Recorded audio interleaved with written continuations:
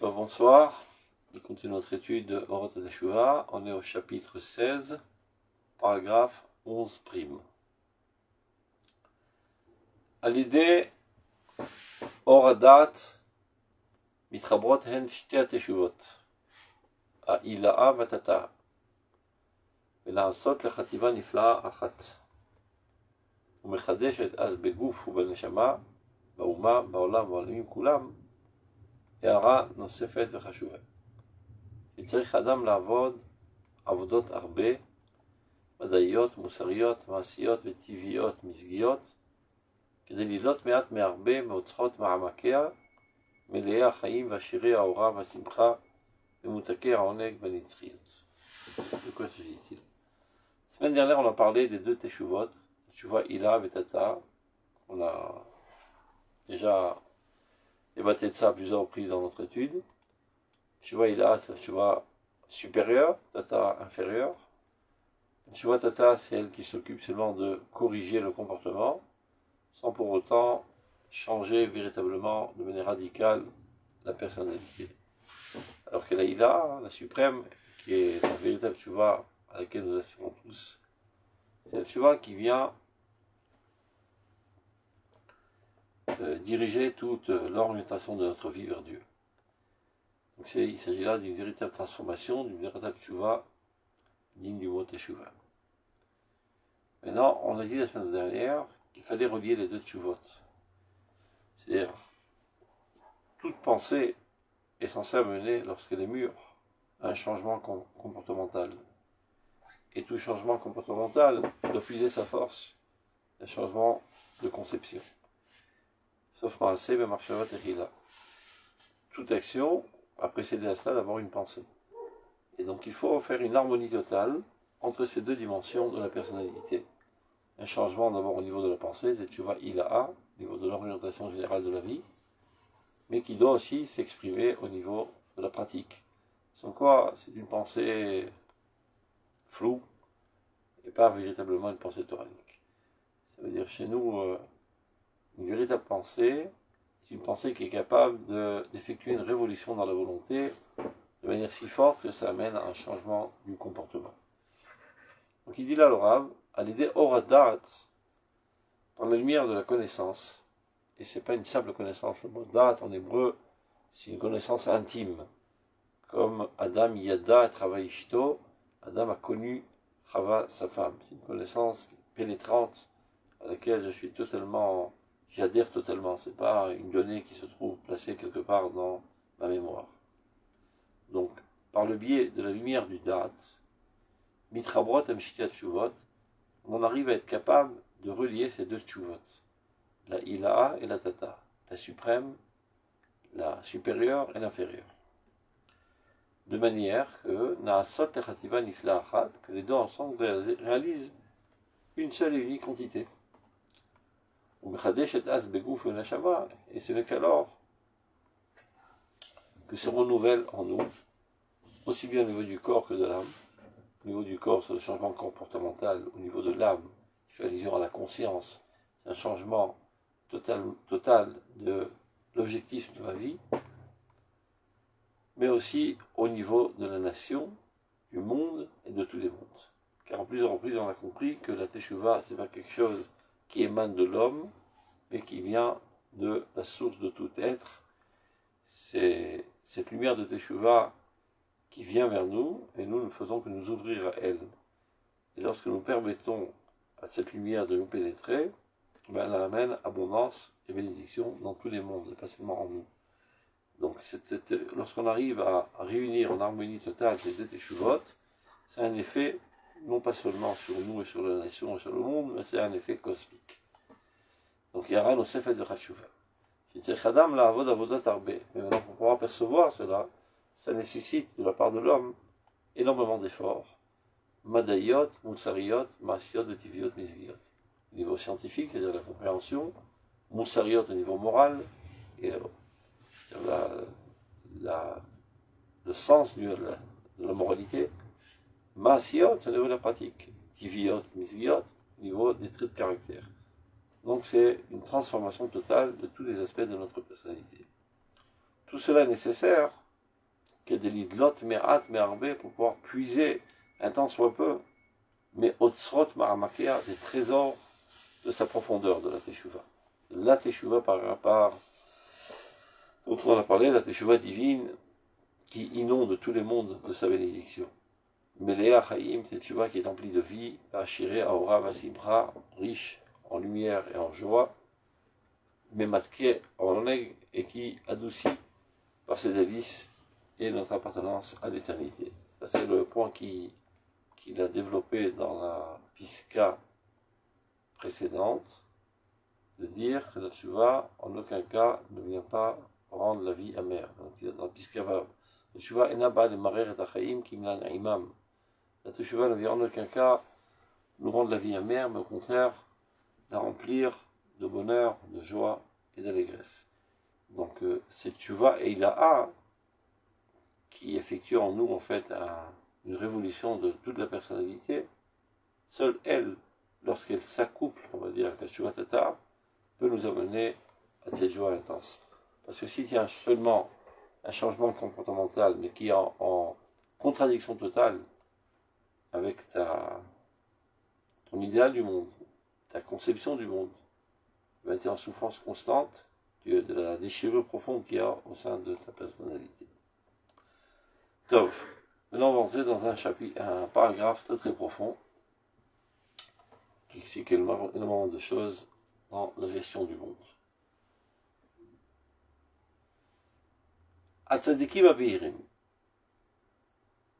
sheroim et kol olam nidon betov.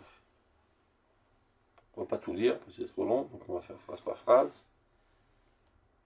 Atzadikim abirim, les tzadikim lumineux, clairs, c'est-à-dire par clairvoyant. Donc si il a besoin de rajouter cet adjectif qualificatif de dire les tzadikim clairvoyants, évidemment que cela laisse sous-entendre qu'il y a d'autres tzadikim qui, eux, ne sont pas au même niveau de clairvoyance. Donc là, on parle des plus grands tzadikim. Les tzadikim abeirim, donc les tzadikim clairs, qui ont un regard clair, qui voient l'existence telle qu'elle est, sans aucun écran, sans cataracte devant les yeux. Shomrim kol olam nidon betov. Ils considèrent tout le monde comme quelque chose de positif. Ils voient tout en bien. En fait, un mezakechim et akol. Ils purifient tout. Ils ne sont pas aveugles. Il faut bien ils voient bien qu'il y a des problèmes, il y a des souffrances, il y a des méchancetés, il y a des cruautés dans ce monde. Ce ne sont pas des gens qui vivent dans un monde utopique. Ils voient exactement la réalité telle qu'elle est, et malgré tout, ils en arrivent à la conclusion que kol olam nidon betov. Tout finalement n'est que bon. Il va expliquer comment il fait ça. Emezakechim et akol. Ils purifient tout. Et bien, comment ils le font? Mitzad behirut ra'inotem, par la clarté de leur pensée, ça c'est un. Ou mitzad hazohar shel hatov hamiusha shebecheftzam hataor. Et de par le rayonnement, la clarté du bien qui se trouve dans leur désir le plus pur. Alors qu'est-ce qu'ils font, ces tzadikim, pour voir que tout est bien alors qu'il y a des problèmes? Mais salkim et kol kil kulei olam, ils écartent toutes les choses abîmées de ce monde, toutes les choses corrompues de ce monde, mais kol harisha yesodam, et toute la méchanceté à sa base, et marmidim et kol atchuna shel hasichlut ve shel haresha shel olam betor masachim. Ça veut dire qu'ils considèrent toute la stupidité et toute la perversité du monde comme des écrans. Shemrak metaklim et azrachat haor, qui ne viennent que réparer le rayonnement de la lumière. Mechinim lo makom, ils lui permettent, lui donnent lieu d'influence à cette lumière. Shiochal haïr borlam, de manière que cette lumière soit capable d'éclairer le monde. Aval lo mekalkelim. mais en aucun cas ne l'esquinte, ne l'abîme, ne le marcimoto, et encore moins ne le détruit. Qu'est-ce qu'il vient dire là, le Rav? Les tzadikim, évidemment, ce ne sont pas des rêveurs ni des utopistes, ce sont des super réalistes. Ils voient tous les aspects négatifs qu'il y a dans l'existence, toute la cruauté, toute la méchanceté, tous les malheurs, toutes les catastrophes, etc. Toute l'idiotie qu'il y a, toute la stupidité, toute la perversité qu'il y a dans ce monde. Tout ça, ils le voient bien. Ils comprennent quelque chose.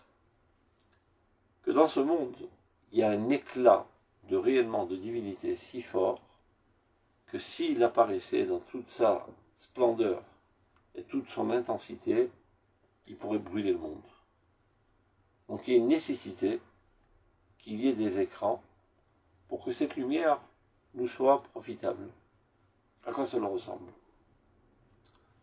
Si on veut profiter de l'éclat du soleil, on ne peut pas voir le soleil de face.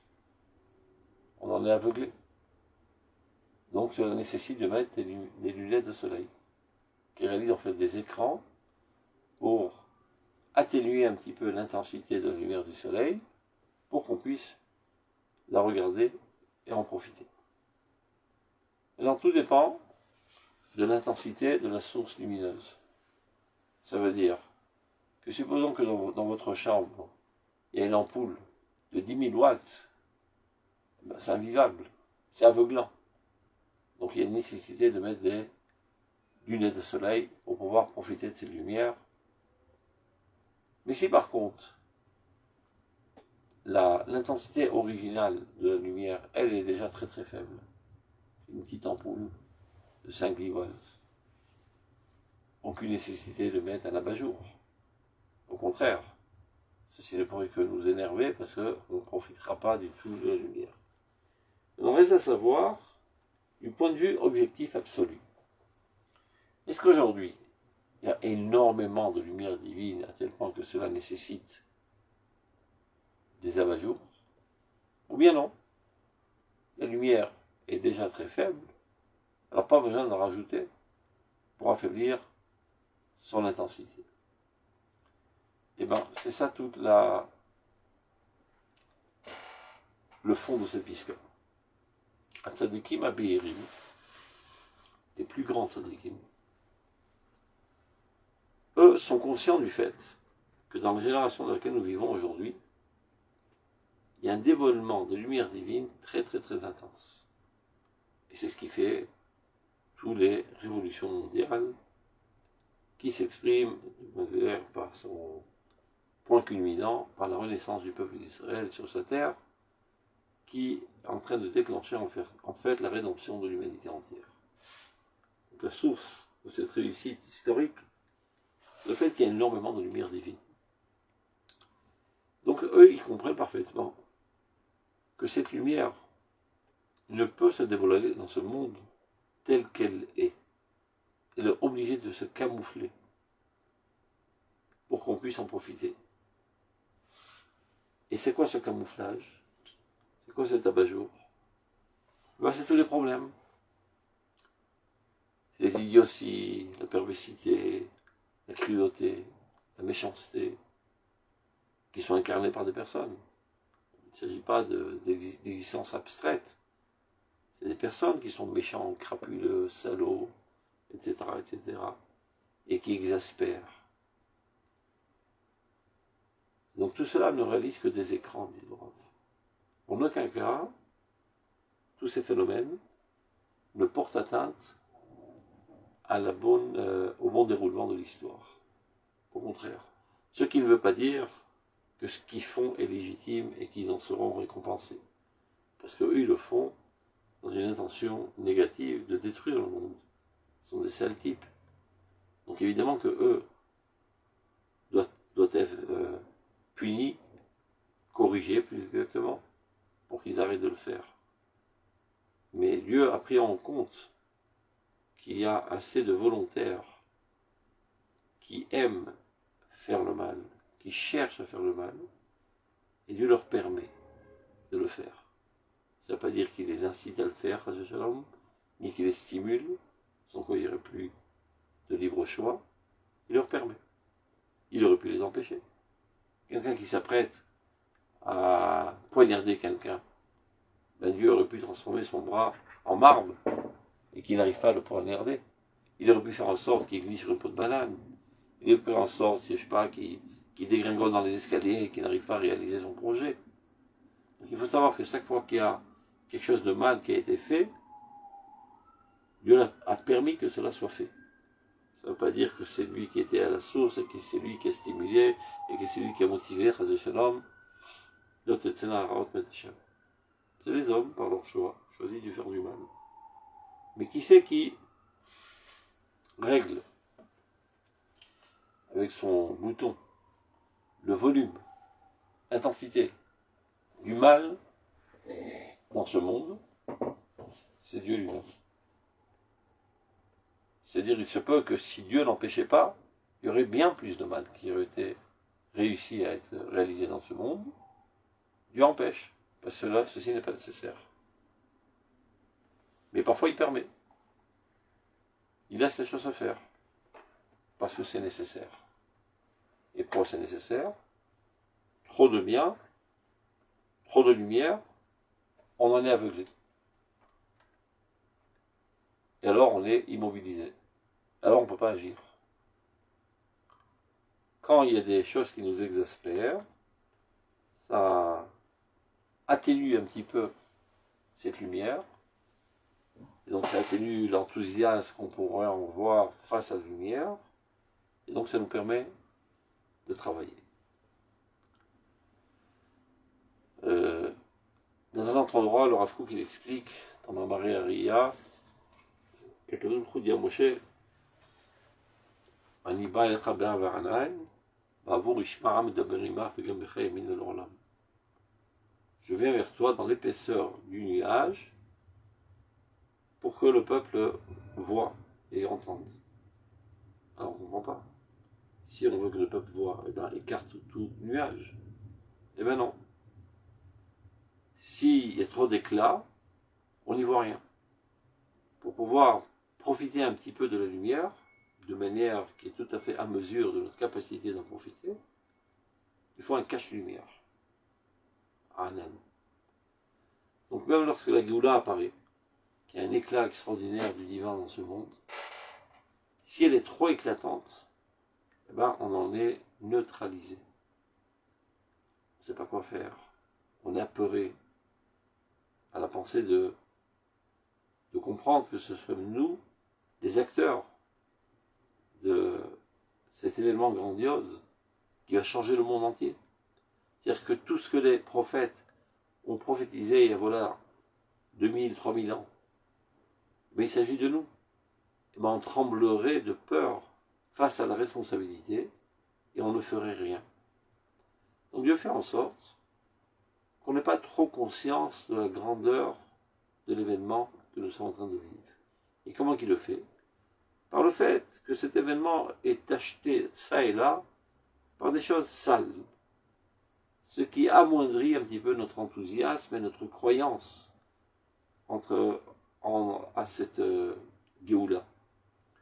Donc les gens moyens, ils vivent au jour le jour, ils vont au boulot, ils retournent, mais sans se rendre compte, comme des petites fourmis qui sortent tous les matins de leur trouille et qui vont travailler et qui retournent. Donc les hommes et les femmes sortent de la maison tous les matins, ils vont au boulot, ils retournent, ils vont au boulot, ils retournent, et entre-temps, l'existence israélienne est en train de se tisser, de se construire, d'évoluer et de progresser de manière inconsciente. Les choses se font de manière inconsciente. Le processus est déclenché et avance constamment, alors que les acteurs essentiels de ce processus n'en sont pas conscients, et ceci est la main de Dieu. Parce que s'ils en étaient trop conscients, ils en seraient illuminés jusqu'à être neutralisés à la peur de faire une gaffe et de porter atteinte à la grandeur du processus. Donc il y a une nécessité d'atténuer la compréhension, l'enthousiasme du processus pour qu'on puisse agir de manière naturelle et faire avancer les choses. Donc ces tzadikim, dit le Rav, Chez Rohim et Koralam Nidon Betov. Quand ils ont un regard global sur tout ce qui se passe, tout en voyant tous les problèmes, toutes les cruautés, toutes les méchancetés, toutes les saletés qui sont dans ce monde, ils en arrivent à la conclusion que tout est bien, tout est parfait, tout joue son rôle. Parce qu'ils comprennent qu'il y a une lumière très très puissante, qui est bien bien plus forte que notre capacité de l'intégrer, et d'en jouir, et d'en profiter. D'un autre côté, il est nécessaire qu'elle soit là. Alors comment faire? Il faut mettre des lunettes de lumière, des lunettes de soleil. Les lunettes de soleil qui réalisent un écran à cette lumière intense, c'est toute la riche haute, toute idiotie. Et ça, il ne manque pas de volontaires pour s'en occuper. J'avais dit, évidemment que tout cela dépend de l'intensité de la lumière. Qui orak dosha metsum semet. S'il s'agit d'une lumière sainte mais réduite, faible, alors elle n'a pas besoin d'écran, elle n'a pas besoin d'abat-jour, elle est déjà assez faible comme ça. Elle n'a aucune nécessité de mettre des abat-jours pour pouvoir profiter de son éclat. Alkel, Gaberka, alors relativement à elle, à cette lumière faible, Kol Gasout, toute grossièreté, Kol Netiot Chomriot, toute tendance matérialiste, et Kalva Chomer Kol Risha avec Silut, il y a plus forte raison, toute méchanceté, toute stupidité, Ari Beatzma, de par quelqu'un, tout cela réalise quelque chose qui abîme, qui casse, qui empêche de profiter de la lumière. Mais Avet ou Mafli, qui tord les choses et qui nous rend malade. Ça veut dire, on en est exaspéré. Imaginez quelqu'un qui est dans sa chambre, dans laquelle il y a une toute petite ampoule de 5-10 volts. Et déjà très difficilement il arrive à lire son livre avec cette lumière si faible. Et vient un enquiquineur. Et met en plus une couverture sur la lumière. Et de quoi s'énerver, d'être exaspéré. Donc il y a des tzadikim qui se disent, la situation est tellement gravissime, il y a tellement peu de Torah et de Yeshivot en Eretz Israël, tellement peu de religiosité. En plus, il y a des idiots qui font de tout pour casser le peu qu'il y a. Ils essaient de vendre du porc et la prostitution, etc., etc., etc. Et donc, ils sont constamment en train de râler, constamment en train de critiquer la situation, d'être désespérés, et d'essayer même de contaminer les autres dans leur désespoir. Donc, s'ils pensent que la lumière déjà originale est très faible, alors l'âme en devient tout à fait floue. Et la personnalité s'emplit de colère, une sorte de maladie mentale, al-Metsiutam, à cause de l'existence de tous ces abat-jours.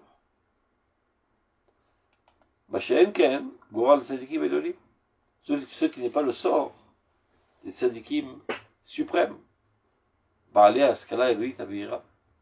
ceux qui appartiennent à la compréhension divine la plus claire, c'est-à-dire ceux qui étudient l'intériorité de la Torah, la Kabbale.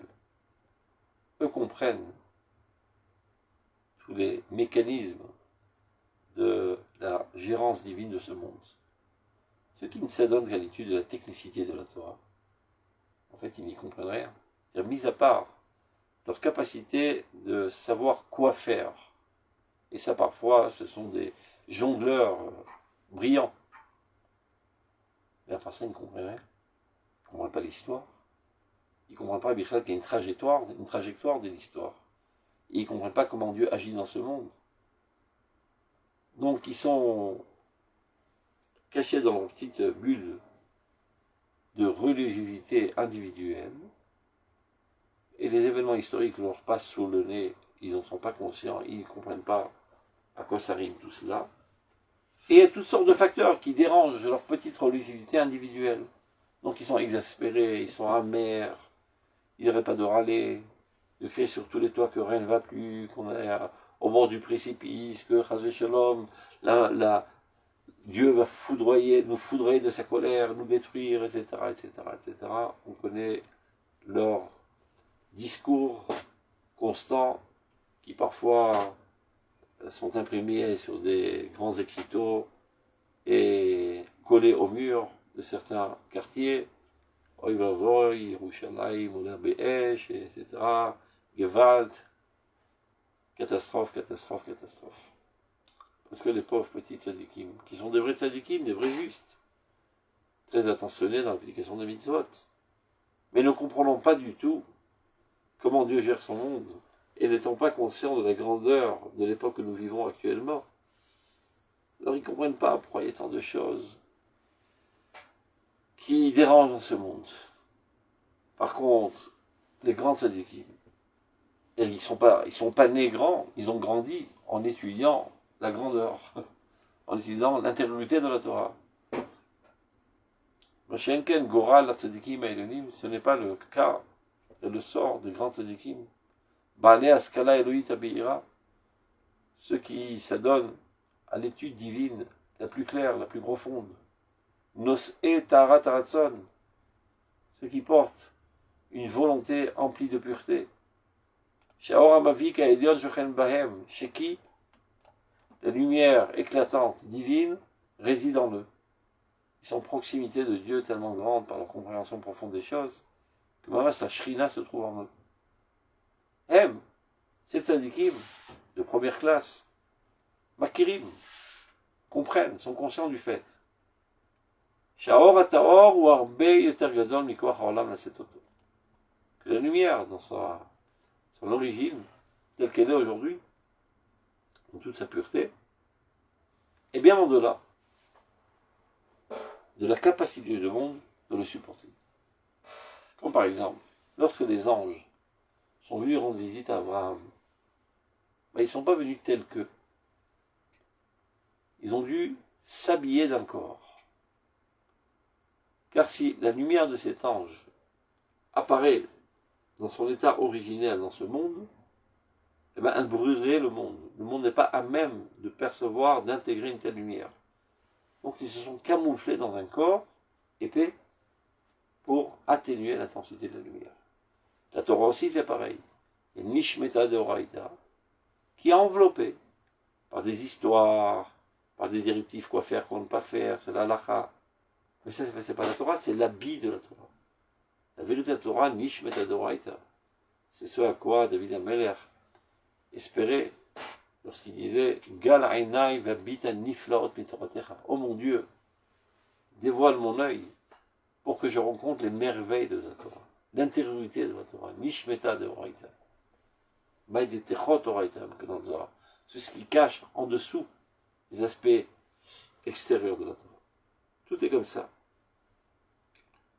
Donc ces tzadikim, eux, sont à même de percevoir la lumière telle qu'elle est, de la manière la plus absolue, et ils savent qu'elle est dans une intensité si forte que le monde n'est pas à même de la supporter. Alors si c'est comme ça, on pourrait dire, tant pis qu'on éteint la lumière. Si le monde n'est pas à même de le supporter, ça risque de brûler le monde. Il qu'à éteindre cette lumière. Que Dieu arrête de faire rayonner cette lumière dans ce monde. Non. Imkolze, d'un autre côté, c'est une nécessité dans cette génération que cette lumière apparaisse dans ce monde. Et qui, elle, déclenche une sorte de processus historique pour emmener le peuple d'Israël à sa rédemption, qui amènera finalement l'humanité entière à sa rédemption et à la connaissance de Dieu. Donc, de ce fait, on en arrive à un besoin capital, mitzat tevaolam, de par la nature même du monde, shiu masachim rabim, qu'il y ait énormément d'écrans. D'un côté, il y a une nécessité absolue que cette lumière soit, d'un autre côté, le monde n'est pas à même d'intégrer cette lumière sans quoi il en serait brûlé. Donc la solution, c'est de mettre des écrans. Alors qui va dresser ces écrans? Les écrans, il y a assez de volontaires qui font ça à cœur joie. Les réchaïm, qui sont bien contents de faire du mal. C'est toute leur vie de faire du mal. ils prennent plaisir à faire du mal, à être idiots, etc., etc. Et Dieu leur permet. Pour atténuer, pour que nous, aujourd'hui, dans notre génération, on ne soit pas trop aveuglés de la lumière. Je vais un petit peu imager. Supposons que on vous dit, regarde, on t'a observé depuis bien longtemps, on a décidé de te donner une mission très très importante. Si tu réussis, tu sauveras tout le globe terrestre. Si tu rates, tout le globe terrestre explosera. Vas-y. Je tremble de peur. J'ai vraiment la trouille de commencer à me mettre à la besogne, sachant l'enjeu.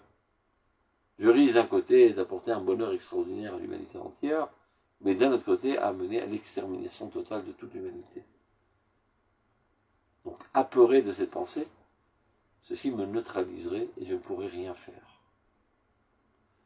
Alors la stratégie est la suivante. On choisit l'homme adéquat, on lui dit ce qu'il doit faire, mais on ne lui explique pas quel en est l'enjeu et quelle en est l'importance. Vas-y, travaille. Et il y va, tout doux, tout cool, il fait son travail. Et c'est comme ça que les choses avancent. Il vaut mieux ne pas être trop conscient de la grandeur de l'événement grandiose que nous sommes en train de vivre, sans quoi cela pourrait nous neutraliser. Donc la quasi-totalité des gens n'en seront pas conscients. Et ils s'adonnent à leur besogne par toutes sortes de motivations, qui plus, qui moins. Parfois des motivations égoïstes, des motivations un peu plus altruistes, un peu plus idéalistes, mais presque personne ne comprend véritablement la grandeur infinie de l'événement que nous sommes en train de vivre maintenant, et Dieu fait ça de manière totalement mécouvenette. Il y a une intention très très forte de la part de Dieu pour qu'on puisse travailler sans en être effrayé. Donc c'est ce qu'il est en train de dire. Echachu, il y a une nécessité. Mitzat teva olam, à cause même de la nature du monde, chez Yu Masachim Ramim, qu'il y ait énormément d'écrans.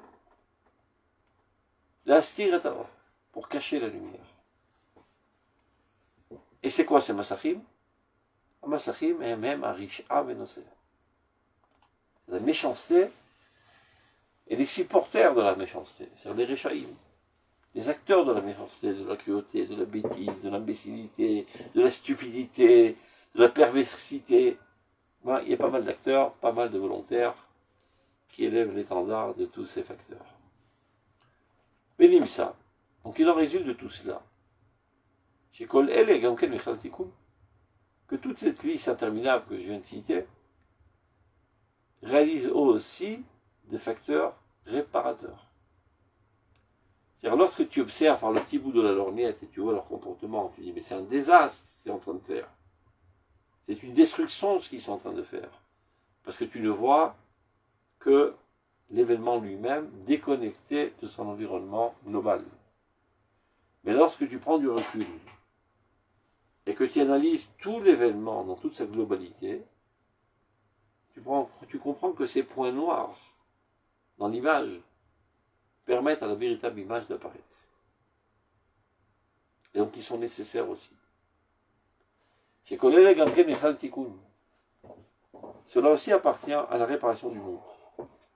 Si droche à l'olam et à l'ordre du monde qui est fait par Dieu. Alors si c'est comme ça, tout est pour le mieux dans le meilleur des mondes, chacun roule son rôle, et tout est bien. Alors pourra aussi ne pas donner une bonne récompense à ces Réchaïm, puisque eux aussi ont participé et contribué à l'avancement du monde, parce que s'ils n'étaient pas là, la lumière aurait été trop éclatante, et on aurait été immobilisé, et on n'aurait rien fait. Donc a priori, ils méritent une récompense. Eh ben non. C'est vrai que leur action, bien qu'avec une intention sale, a contribué à l'avancement du bien, mais en route, ils ont causé du tort à pas mal de personnes. Et essentiellement, envers les petites sadikim. Dans les petites sadikim, il faut comprendre, il s'agit très souvent des tzadikim qui sont considérés comme les plus grands aujourd'hui dans les médias, dans la société israélienne. En quoi ils sont petits? Parce qu'ils ne connaissent pas l'intégrité de la Torah. C'est-à-dire ce sont des géants de la pratique religieuse, dans tous ces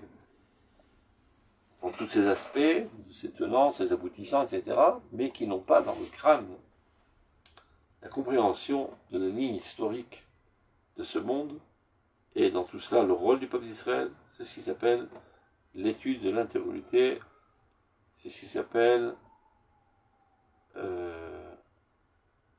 Merkava. Comment Dieu chevauche dans ce monde. C'est dans Merkava. Voilà, c'est Merkava. Mais la reine, donc de ce fait, Kolikar Godel Saharam,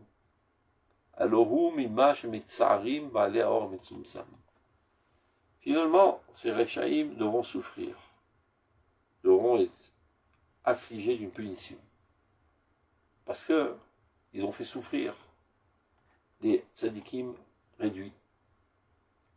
Les tzadikim qui ne sont pas clairvoyants. Si vous voulez une image toute simple, imaginez que quelqu'un voit toujours tout en gris. En fait, il y a un soleil éclatant à Jérusalem, il voit tout gris. Bon, il n'arrête pas de râler, mais qu'est-ce qui fait sombre, qu'est-ce qui fait gris, etc. Ben, il va chez le médecin, il dit, mon pote, il y a une cataracte devant les yeux. Tout simplement. En fait, il y a une lumière éclatante, mais toi, tu ne la vois pas. Et on lui retire la cataracte, tout d'un coup, il voit les belles roses toutes roses, les belles feuilles vertes. Il revoit toute la vie avec ses couleurs vives, qui auparavant ne les voyait pas. Mais les tzadikim d'Olim, eux qui n'ont pas cette cataracte, parce qu'à l'aide de l'étude, de la profondeur de la Torah, ils ont écarté tous ces écrans, donc ils ont compris où se trouve véritablement, dans quelle intensité se trouve la lumière. Eux, ils voient la lumière intense telle qu'elle l'est. Et donc ils comprennent la nécessité qu'il y ait des écrans, de peur que cette lumière aveugle tout le monde. Donc eux, ils n'en souffrent pas. Ça veut dire qu'ils sont contents qu'il y ait des Rechaïm. Ils font de tout aussi pour leur faire teshuva, mais ils ne sont pas affligés et accablés du point de vue émotionnel. Mais les autres, les pauvres, ils en souffrent constamment et ils n'arrêtent pas de râler. Donc il en résulte de cela que les Rechaïm ont causé du tort aux tzadikim benonim, aux tzadikim moyens. La reine Kolikar Godel Tsaram, qui eux, ils ne sont pas à même de voir, de comprendre. Ils ne sont pas à la hauteur de comprendre comment toute cette méchanceté, cette cruauté, cette saleté, cette grossièreté ne réalise en fait qu'un seul écran qui vient améliorer le rayonnement de la lumière et non pas y porter atteinte. Ils ne sont pas à même de le comprendre. Et il est marqué dans le Zohar, vient le Mashiach pour faire tchouva au tzadikim. Qu'est-ce que ça veut dire?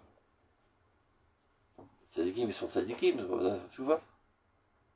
Ben, c'est ces tzadikim bénonim qui, eux, sont tellement braqués dans leur conception que nous, on n'est pas à même de les changer, de changer leur conception. Tu peux dire ce que tu veux, ils sont coincés dans leur conception, ils ne bougeront pas d'un millimètre de leur conception. Et que le Mashiach qui sera à même de les convaincre que tout va bien, que tout est bien, que la Renaissance nationale aujourd'hui, c'est le processus de la Géoula. Eux, ils sont amers, ils vivent dans la marge de l'histoire. Ils attendent le Messie, pensant que tout ce qui est en train de se passer maintenant, au contraire, c'est la main du Satan. Et tu peux essayer de leur expliquer, ils ont un blocage psychologique. Et ils ne sont pas à même de le comprendre. Donc pour ces gens-là, il n'y a que le Mashiach qui pourra les aider. Quelqu'un a dit Mashiach, le'adva le tzadika b'tiufta. Vient le Mashiach pour faire teshuva au tzadikim benonim.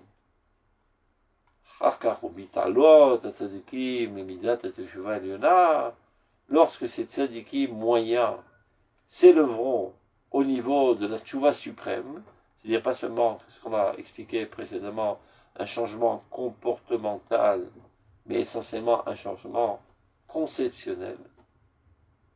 Ils ont compris que le monde est géré par Dieu, parce qu'ils sont approfondis dans l'intérieur de la Torah.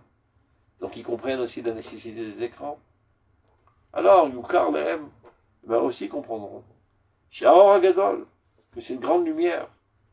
Gadol Ouen Cheker, est d'une grandeur infinie. Vous mofia borlam beizuz gvurat rasadav. Il apparaît dans ce monde dans une puissance extraordinaire, la puissance de la bonté divine. Celui qui a les yeux en face des trous peut se rendre compte combien que Dieu est bon avec nous. Où nous en étions il y a 80 ans de ça, et où nous en sommes aujourd'hui. Mais il y a des gens qui n'ont pas les yeux en face des trous. Ils voient leurs quatre coudées autour de leur personnalité, ils ne sont pas à même d'analyser les processus historiques à long terme. Et donc ils ne sont pas à même de remercier Dieu, n'étant pas conscients de la bonté divine.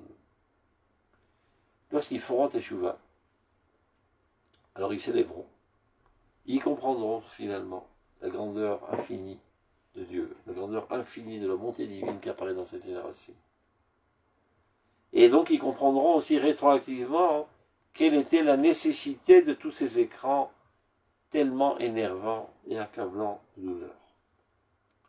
Donc ils comprendront chez Umofia Vorlam Bezuz Gvurat Rasadav, la lumière divine. Veloulé Amasachim, et si ce n'est les écrans nombreux, chez Baïm Alidé Kol Sugia Rish'ut, qui arrive dans ce monde par le biais de tout genre de méchanceté et de cruauté, aussi bien matériel que spirituel. Matériel, ce sont tous les malheurs qui nous accablent. Spirituel, les problèmes de l'hérésie de la génération, l'abandon de la religion, la guerre même, systématique contre la religiosité, contre la morale, contre les valeurs pures et nobles. Tout ça, c'est agaçant. Tout ça, c'est attristant. Quand tu comprends pas quelle en est leur nécessité. Alors, rétroactivement, ils comprendront quelle en était leur nécessité de tous ces facteurs-là. Et ils comprendront que sans cela, Aya Aolam mitashtesh merovziv. Le monde aurait été troublé par tant de lumière divine. Benimsa. Donc il en résulte de tout cela. Shakol choser letikun orlam. En fin de compte, tout contribue à la réparation du monde. Pour schématiser de manière la plus claire, lumière intense, éclatante, aveuglante. Alors on pourrait dire, bon, si c'est comme ça, on n'a qu'à l'enlever. Non, nécessaire qu'elle soit, parce que seulement cette lumière peut faire avancer les choses. Mais si elle est tellement éclatante, elle nous neutralise, nous mobilise, pas de problème, il y aura des écrans. Qui dressera ces écrans? Il y a assez de volontaires, des Réchaïm. Donc tout le monde joue son rôle, donc tout est parfait. Nimsa Shakol Choser, les tikkun dans l'âme. Tout revient finalement à la réparation du monde. Mais Kol Réchaïm, Mittaknim, Bechodrim Lemutav. Et donc on peut aussi réparer les Réchaïm. Après la fin du processus, Biotam Makirim, et Tafkidam, lorsque eux-mêmes comprendront quel était leur rôle. Ils vont dire, ma mince alors, j'étais un écran. J'ai plus envie d'être un écran. Alors, je comprends rétroactivement que j'ai contribué à l'avancement du bien dans le monde, mais je vais me chercher un autre rôle. Yotam Makirim et Tafkidam.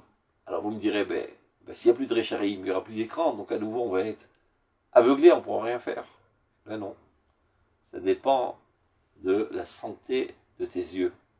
Si tu as des yeux faibles et malades, tu as besoin de te balader toute la journée avec des lunettes de soleil. Si tu as des yeux en toute santé et très puissants, tu peux voir la lumière en face sans en être aveuglé et continuer d'agir. Qu'est-ce que ça veut dire, cette métaphore? Il y a des gens pour qui, si on leur dévoile la grandeur infinie du processus que nous sommes en train de vivre aujourd'hui, ça risquerait de leur entrer dans un extase qui les déconnecterait de la vie concrète. Ça arrive très souvent, il y a toutes sortes de clans aujourd'hui mystiques qui se regroupent autour d'une personnalité qui a un charisme extraordinaire et qui arrive à les embouter et leur faire croire à cette bande de nouilles qu'il est le Messie. Il y a tous les jours des champignons pourris qui poussent comme ça dans la société israélienne et qui finalement sont dénoncés par la police, etc.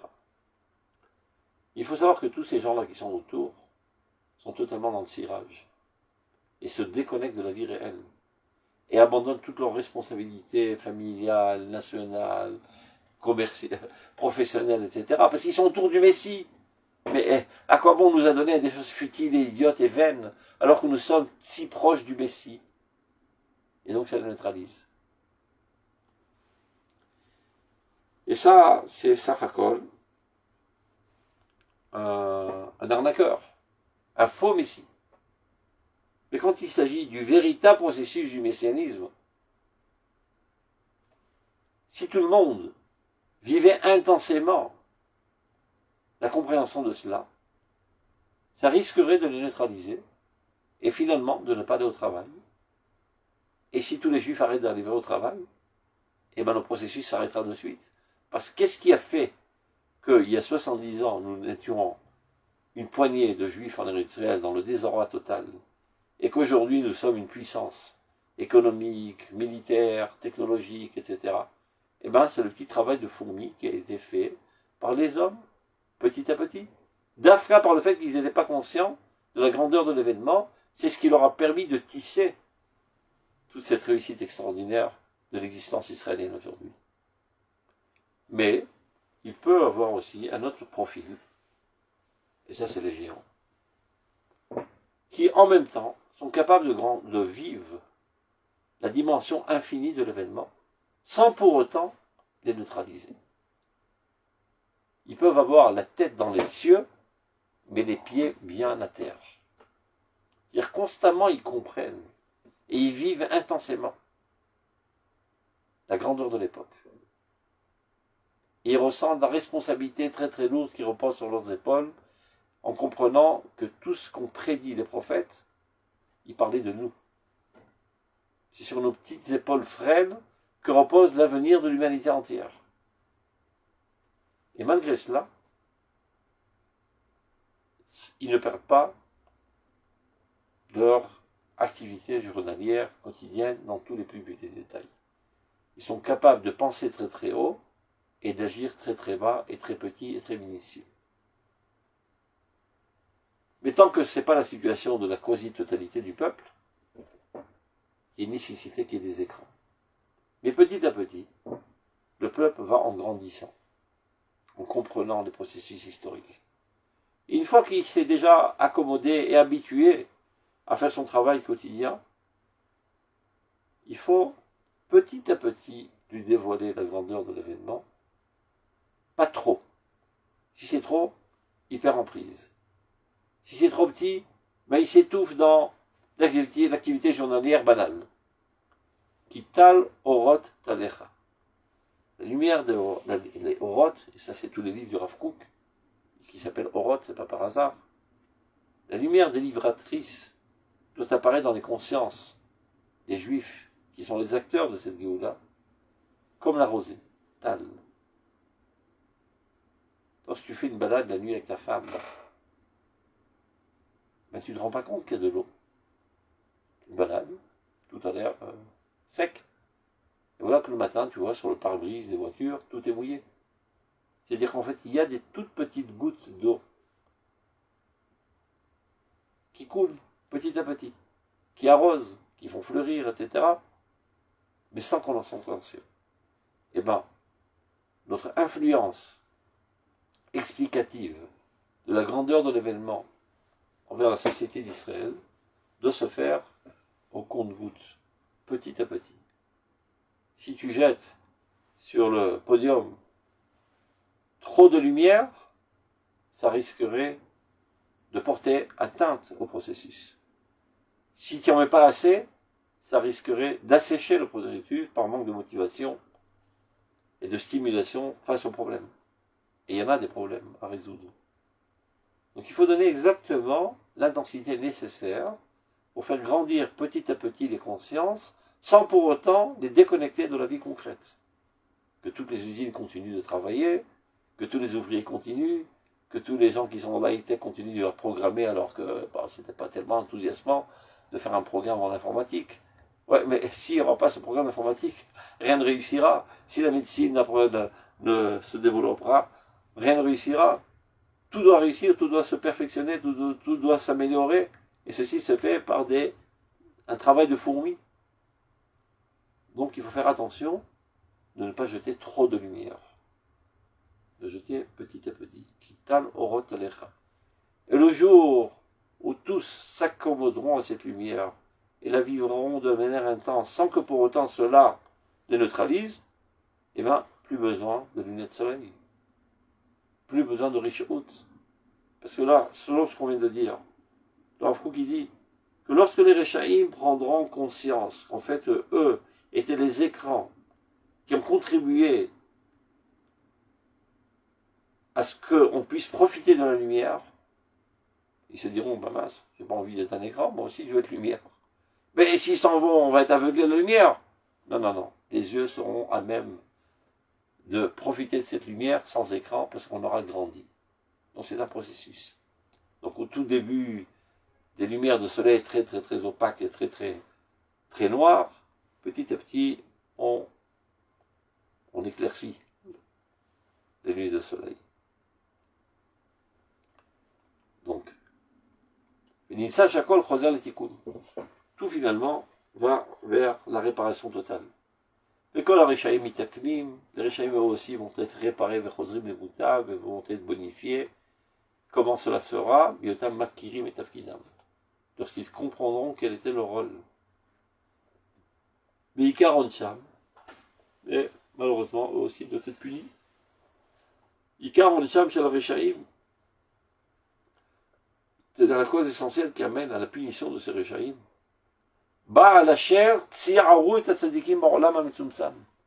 C'est parce qu'ils ont créé de la tristesse, du mal, aux petits tzadikim, qui eux ne comprenaient pas la nécessité de ces écrans, donc ils ont été exaspérés, attristés, etc. Et les grands tzadikim qui se tiennent dans les espaces les plus grands de divins, viennent et sortent ces Réchaïm de toutes les souffrances du Sheol, du Guénom. Et tout s'emplit de puissance et d'allégresse. Le passouk dit la chose suivante. Au vrai, ceux qui passent par la plaine des pleurs transformeront cette plaine en source. Ils iront de combat en combat, iraient de l'Unitzion. Alors juste pour terminer, je vais raconter une petite anecdote.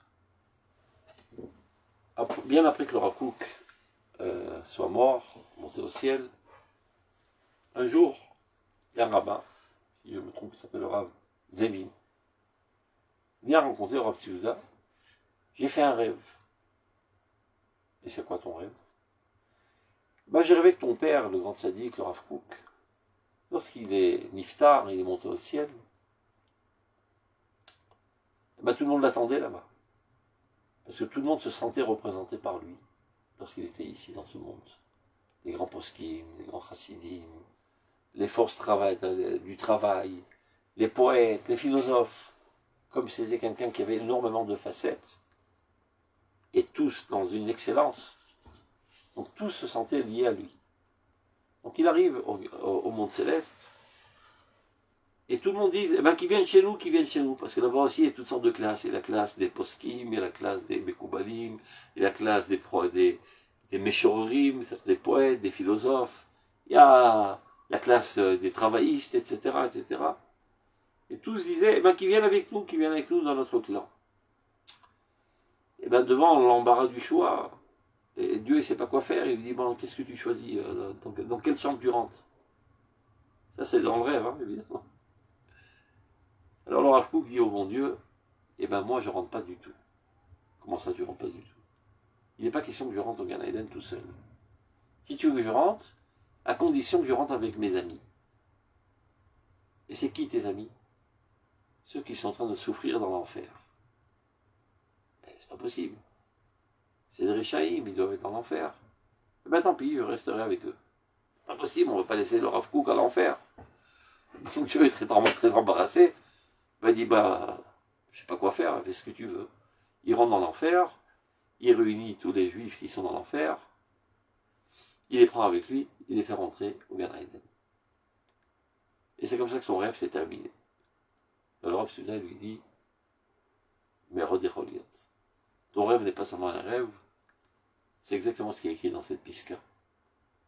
Le Rav Kook est capable de mettre chaque élément dans le contexte global et d'expliquer en quoi chaque facteur contribue en fin de compte à l'avancement du bien.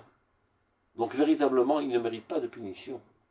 C'est une erreur, c'est vrai qu'il a fauté, donc il a subi un petit peu de nettoyage là-bas, mais il ne va pas rester dans l'éternité, dans cet enfer. Il faut le faire entrer avec nous. C'est vrai qu'il a causé du tort à ces tzadikim, mais c'est ces tzadikim qui sont coupables de ne pas avoir été grands, parce que s'ils étaient assez grands, ben ils n'auraient pas souffert de tous ces écrans, ils auraient compris leur nécessité. Et donc c'est comme ça que, ce qu'il dit, Motsiim, et kol rechaim, mimetzare sheol. Ces grands tzadikim sont capables de faire sortir les rechaim de toutes les souffrances du sheol. Le sheol, c'est le Gehinnom. Tov, portez-vous bien, Shabbat Shalom, Mevorach.